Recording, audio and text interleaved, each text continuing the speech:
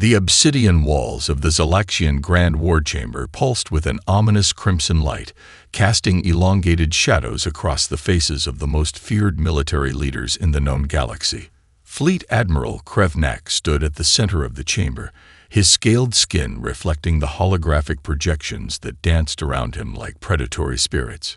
17 civilizations, he growled, his voice a low rumble that vibrated through the metallic floor. 17 civilizations have fallen before us in less than 3 galactic cycles.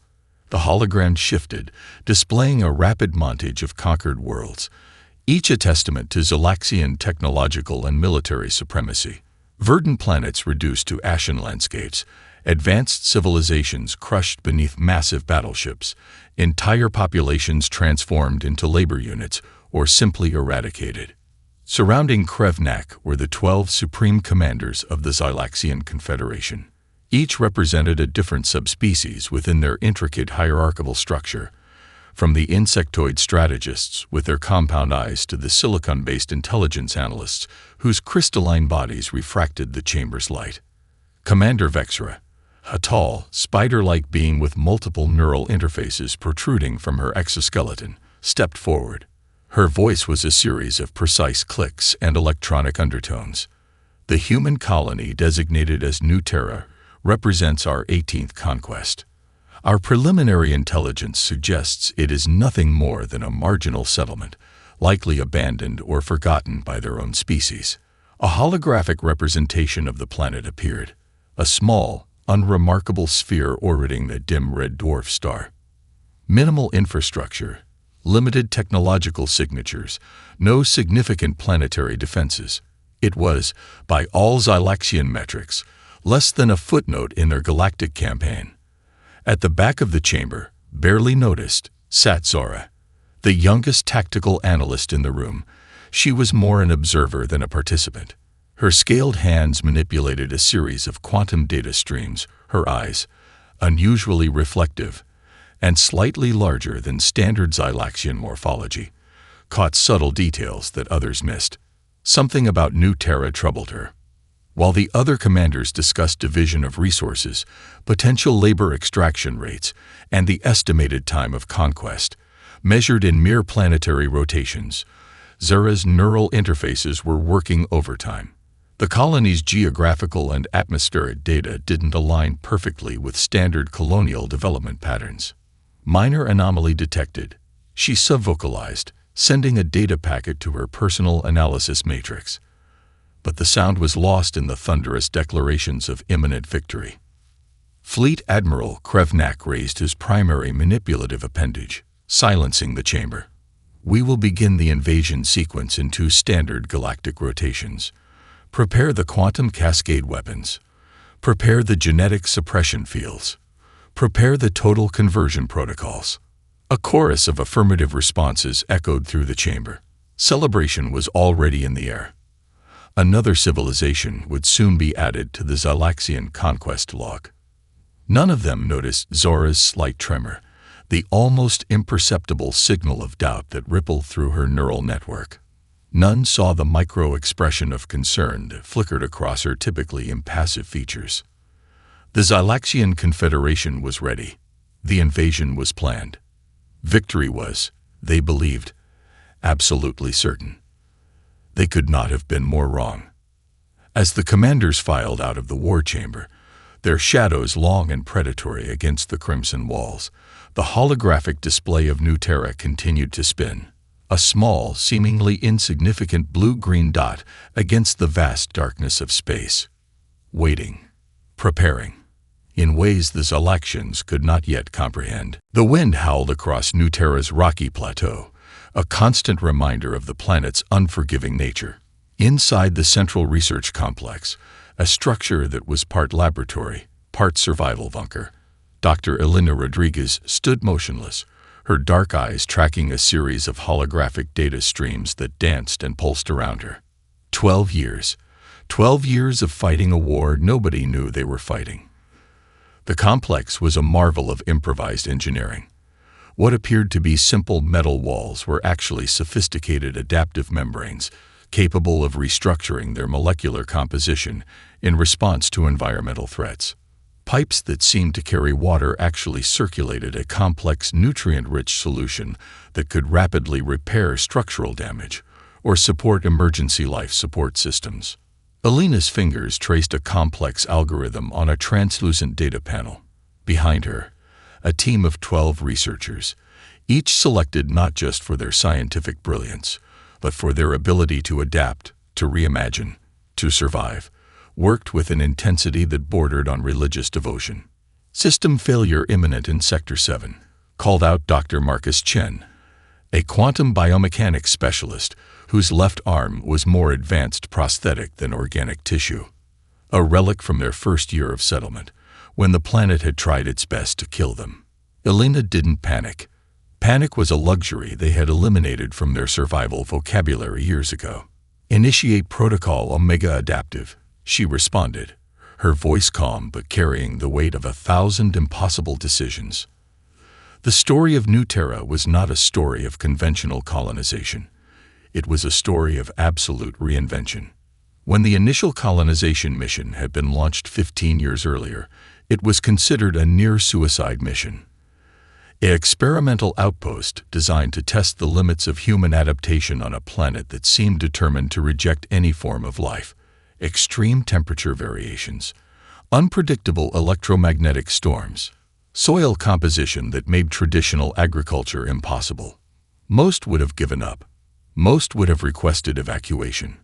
But not this group, not these humans. Each challenge became an opportunity. Each limitation, a problem to be solved through radical innovation. They didn't just survive. They transformed the very concept of survival. The failed agricultural attempts led to the development of nano-engineered symbiotic organisms that could extract nutrients from rocks. The electromagnetic storms became a source of energy through quantum harvesting technologies that didn't just protect against the interference, but actually converted it into usable power. Marcus's fingers flew across another interface, Sector 7 stabilizing. Adaptive mesh is redistributing structural integrity across nonlinear pathways. Alina allowed herself the briefest hint of a smile. Most would see a malfunctioning complex. They saw a living, breathing system that could heal itself. Her mind drifted briefly to her past, the academic conferences where her theories of radical ecological adaptation had been mocked. The research papers rejected, the grants denied, the scientific community that had called her work impossible. Now those impossible theories were the only thing standing between her people and extinction. A warning klaxon began to pulse, soft, rhythmic, almost like a heartbeat. Incoming long-range sensor data was detecting something. Something big. The researchers stopped, looked up, waited. Alina Rodriguez took a deep breath. Whatever was coming, they would be ready. They always were. The communication array hummed with an anticipatory energy that Marcus Chen could almost physically feel. Quantum entanglement communication systems weren't just a technology on New Terra. They were an art form, a delicate dance of particles and possibilities. Incoming transmission. Announced Arya Kapoor, the colony's communication specialist. Her fingers danced across interfaces that seemed to breathe and pulse with living intelligence. Zylaxian Standard Invasion Protocol. Encryption is predictably simple. Alina Rodriguez stepped forward, her eyes reflecting multiple data streams that most humans couldn't even perceive. The invasion broadcast was a standard Zylaxian communication, a ritualistic humiliation transmission designed to break the spirit of potential targets before the first weapon was fired. Attention Human Colony of Designation, NT-742. The transmission crackled, the alien language translated by their adaptive linguistic algorithms. Your immediate and unconditional surrender is required. Resistance will result in total molecular disassembly of your planetary infrastructure. Most colonies would respond with fear, with pleas, with desperate attempts at negotiation. New Terra did something entirely different. "Greetings," Alina began, her response catching the Zylaxian communication officers completely off guard. we'd like to discuss a fascinating quantum entanglement phenomenon we've recently observed in symbiotic ecological systems. In the Zalaxian Communication Hub, fleet linguist Caxtor felt something he hadn't experienced in decades: complete confusion. The human response was not in any known communication protocol. It wasn't a surrender. It wasn't a threat. It was a scientific proposal that seemed to simultaneously exist and not exist, much like the quantum particles they were discussing. Alina's communication was a masterpiece of technological and psychological warfare. Each sentence was carefully constructed, a probe designed to map the aliens' communication protocols, technological vulnerabilities, and psychological triggers. She spoke about quantum entanglement in ecological systems, describing a research breakthrough that seemed innocuous. But embedded within her academic-sounding discourse were complex algorithmic patterns that were actively scanning, probing, and analyzing the very communication system receiving her message. Consider the fascinating interaction between quantum state coherence and biological adaptive systems. Alina continued, her voice maintaining a perfect tone of academic enthusiasm. We've discovered that molecular information transfer can occur through non-local quantum corridors in ways previously considered impossible. On the Zalaxian flagship, communication officers looked at each other in growing bewilderment. Their standard invasion protocols didn't have a response category for this type of interaction. Marcus leaned closer to Alina, whispering, "Quantum linguistic payload is at 68% penetration." Their communication wasn't just a message, it was a sophisticated technological instrument designed to map and potentially compromise alien systems. Aria's hands moved with surgical precision. Linguistic algorithms are generating unexpected resonance patterns in their communication matrix. We're literally rewriting their communication protocols with each sentence. What appeared to be a mundane scientific dialogue was actually a meticulously crafted technological and psychological probe. The humans weren't just defending. They were actively transforming the very nature of the interaction. Fleet linguist Caxtor felt a chill run through his neural pathways. Something was fundamentally wrong with this communication, but he couldn't explain what.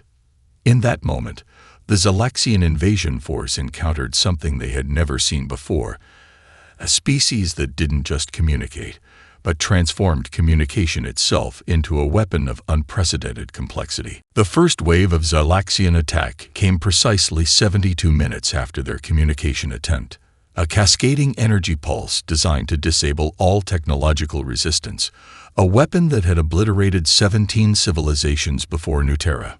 On most worlds, this would mean instant capitulation. On Nuterra, it triggered something else entirely. Adaptive response protocol initiating, Marcus Chen called out, his voice calm despite the massive energy wave approaching their complex. The walls around them weren't just walls. They were living, breathing systems of molecular engineering that Alina and her team had spent years perfecting.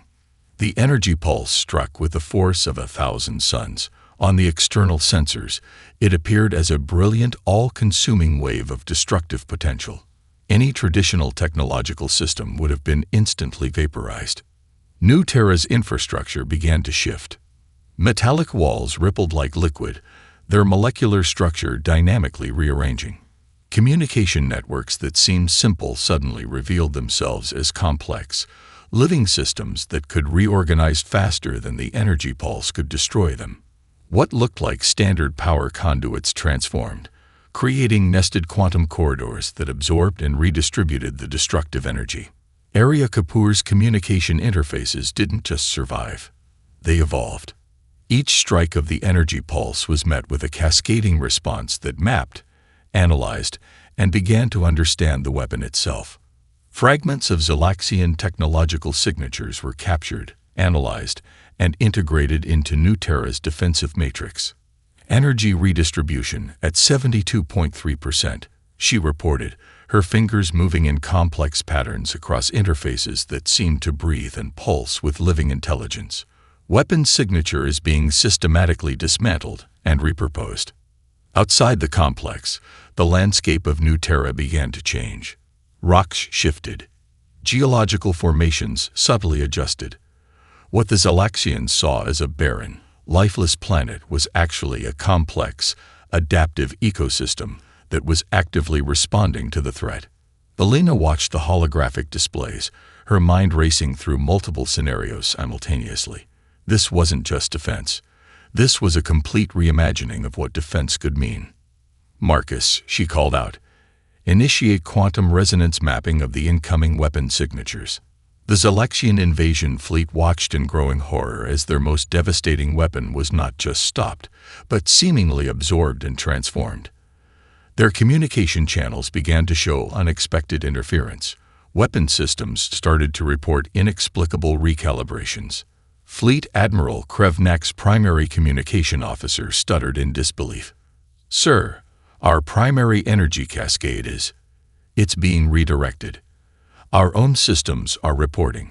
"Impossible," Krevnak roared, but the word died in his throat. On New Terra, Alina allowed herself the briefest moment of a smile. The first strike had been absorbed, but more importantly, they had just learned something crucial about their attackers. "Prepare secondary adaptive response," she told her team. "They're going to try again. And when they do, we'll be ready." The landscape of New Terra continued to shift. Rocks moved. Geological formations adjusted. The planet itself seemed to be preparing for something. The real battle was just beginning. The Zylaxian battleship Dominance Prime hung in space like a massive obsidian blade, its weapon systems now pulsing with an uncertain rhythm.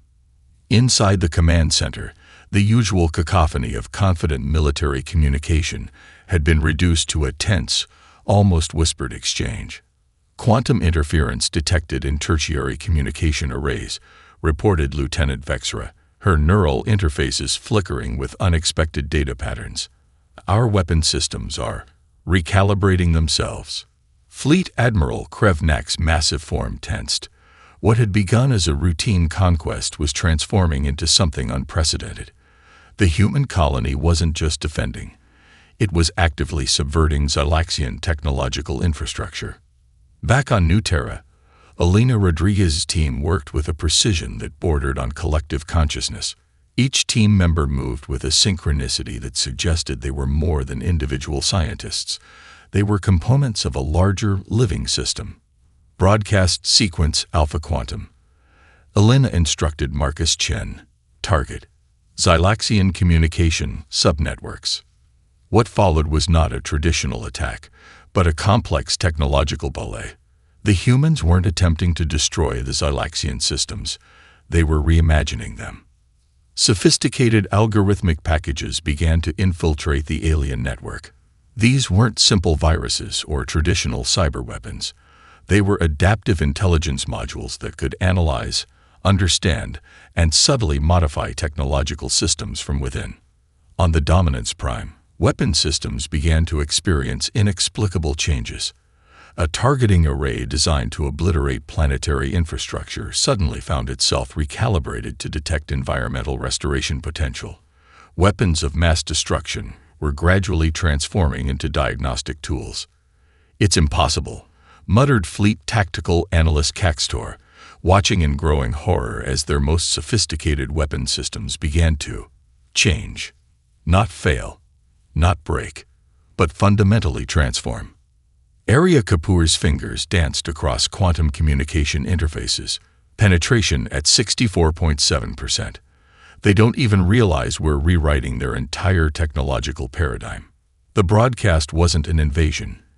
It was a conversation, a complex, multi-layered communication that spoke not in words, but in fundamental technological language. The humans were teaching the Zylaxian systems something they had never encountered: the concept of adaptive potential. Zara, the young Zylaxian tactical analyst from the war chamber, found herself transferred to the communication analysis team. Her neural interfaces began to pick up patterns that her colleagues couldn't perceive. Something fundamental was happening, a transformation that went beyond mere technological conflict. "The humans aren't fighting," she whispered, almost to herself. "They're communicating." Fleet Admiral Krevnak heard her comment. For a moment, Something like doubt crossed his typically implacable features. On New Terra, Elena watched the holographic displays, each pulse of data representing a subtle technological revolution. They weren't destroying the Xylaxian systems. They were showing them a different way of existing. Adaptive resonance at maximum efficiency, Marcus reported. The Xylaxian fleet found itself in a situation beyond any of their previous conquest scenarios. Their weapons were being rewritten. Their communication systems were being transformed, and they couldn't even understand how it was happening. The real invasion wasn't coming from outside. It was happening from within their own technological infrastructure. The Xylaxian Confederation's internal communication networks began to fracture in ways no one could have predicted. What had once been a monolithic, hierarchical system of absolute control now trembled with unprecedented doubt. Deep within the central communication hub of their primary command station, a series of targeted transmissions began to penetrate the very fabric of their societal understanding. These weren't traditional psychological warfare tactics.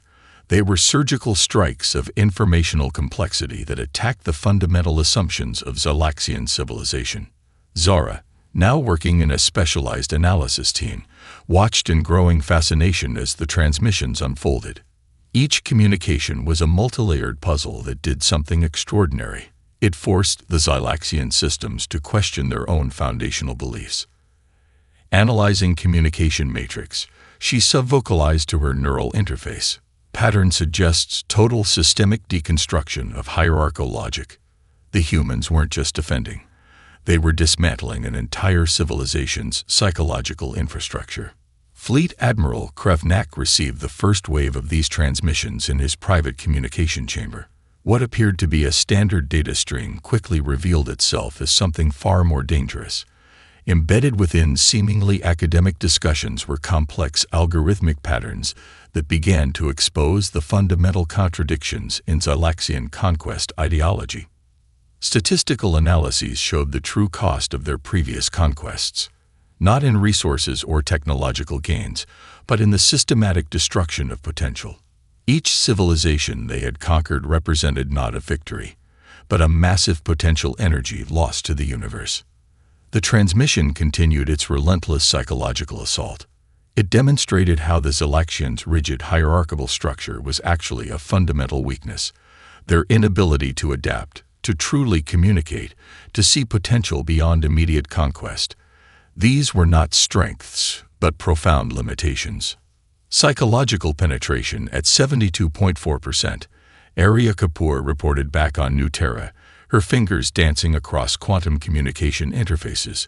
They're beginning to see themselves. Within the Xylaxian fleet, communication channels began to fill with unprecedented dialogue.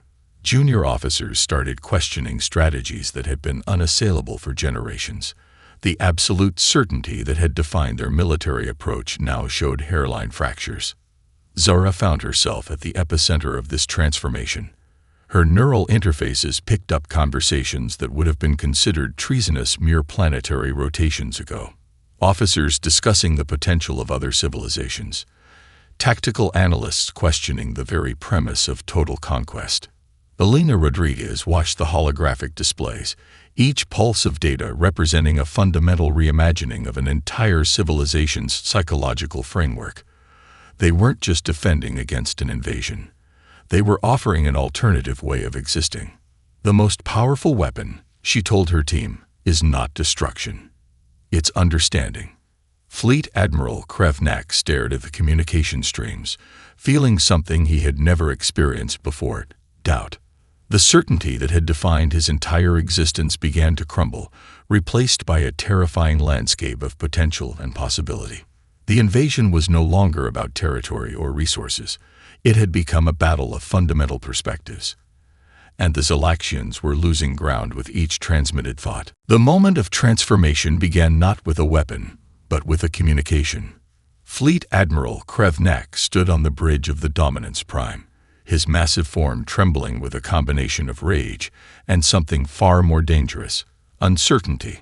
The holographic displays around him no longer showed a conquest map, but a complex tapestry of interconnected possibilities that seemed to breathe and shift with each passing moment. "Incoming transmission," announced the communication officer, her voice stripped of its previous certainty. Elena Rodriguez's message was unlike any communication in galactic history. It wasn't a threat. It wasn't a surrender. It was an invitation to reimagine everything. "We recognize the complexity of your civilization's journey," her transmission began, each word carefully constructed to penetrate not just communication systems, but fundamental thought patterns. "Conquest is not the only path to growth. There are alternative trajectories of development that we would be honored to explore together." Zara, now positioned at a critical communication analysis station, felt something fundamental shifting. The young tactical analyst who had first sensed something unusual about New Terra was now at the epicenter of a civilizational transformation. The Zylaxian fleet, which had arrived with absolute certainty of victory, now found itself in complete disarray. Their weapon systems had been subtly reprogrammed. Their communication networks were no longer hierarchical but adaptive. Their very understanding of conflict was being rewritten. "We are experiencing a total systemic recalibration," Marcus Chen reported back on New Terra, his voice a mixture of scientific excitement and profound understanding. "They're not just retreating. They're fundamentally changing. What had begun as an invasion was becoming something else entirely, a conversation, an exchange, a potential collaboration."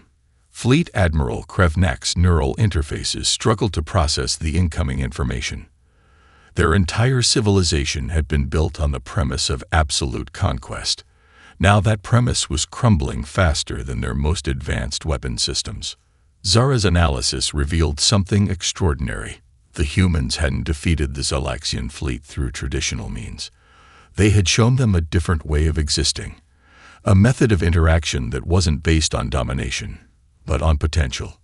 "Adaptive resonance at maximum efficiency," Arya Kapoor reported, her fingers dancing across quantum communication interfaces. "They're beginning to see themselves differently." The landscape of New Terra seemed to pulse with an almost living energy. The planet itself had been their first line of defense, a complex, adaptive system that was more than just a location. It was a living demonstration of potential. Elena Rodriguez watched the holographic displays, each pulse of data representing a civilizational transformation. They hadn't just defended against an invasion. They had offered an alternative way of existing. "Communication is the most powerful technology," she told her team. "Not as a weapon, but as a bridge." The Zylaxian Confederation's invasion fleet, which had conquered 17 civilizations, now faced its most profound challenge. Not destruction, not defeat, but the terrifying possibility of understanding. What remained of their fleet began to retreat, but it wasn't a retreat of defeat. It was a retreat of reconsideration, of potential. 3 standard galactic cycles after the invasion that wasn't an invasion, the universe looked fundamentally different. New Terra had become more than a colony. It was now a beacon, a living demonstration of a completely new approach to galactic interaction. The research complex that had once been a desperate outpost of survival now hummed with a complexity that defied traditional understanding. Zara sat in the diplomatic observation chamber, her neural interfaces now modified with technology that was part Zylaxian, part human, a physical manifestation of the transformation they had all undergone. Around her, representatives from dozens of civilizations studied the unprecedented collaboration that had emerged from what should have been a simple conquest. The key was never conflict, Elena Rodriguez was saying, her presentation projected across multiple dimensional communication matrices, but understanding the potential of complex adaptive systems. The holographic displays showed a stunning visualization, a 3-dimensional map of galactic interactions that looked more like a living, breathing organism than a traditional strategic chart. Each civilization was represented not as a static point, but as a dynamic, interconnected node of potential. Fleet Admiral Krevnak, now serving in a role that would have been unimaginable during the conquest era, stood at the edge of the chamber. His massive form no longer represented threat, but possibility. The rigid hierarchy of the Zalaxian Confederation had been completely restructured, transformed by the encounter with humanity's unique approach. Marcus Chen demonstrated how the technologies developed on New Terra could transform seemingly impossible environments. Planetary restoration systems that could breathe life into dead worlds. Communication networks that could bridge fundamental differences between species. Adaptive technologies that saw challenge as an opportunity for growth. "We're not just solving problems," Marcus explained. "We're reimagining what problem-solving means." The representatives from various galactic civilizations listened with a mixture of wonder and growing understanding. The Zalaxian invasion that had been planned as a moment of absolute conquest had become something else entirely, a pivotal moment of galactic reimagining. Zara's neural interfaces captured the subtle interactions, the complex dance of potential that was unfolding. She had been the first to sense something different about New Terra, and now she was at the center of a fundamental shift in galactic understanding. Elena Rodriguez looked out over the assembled representatives. They had not just defended against an invasion. They had offered an alternative way of existing, a method of interaction based on potential, adaptation, and mutual growth. "The most powerful technology," she said, her voice carrying across multiple communication spectrums, "is not a weapon. It's understanding." The complex that had once been a desperate colonial outpost now represented something far more significant. It was a living demonstration that survival was not about domination, but about adaptation. That true strength came not from the ability to destroy, but from the capacity to understand.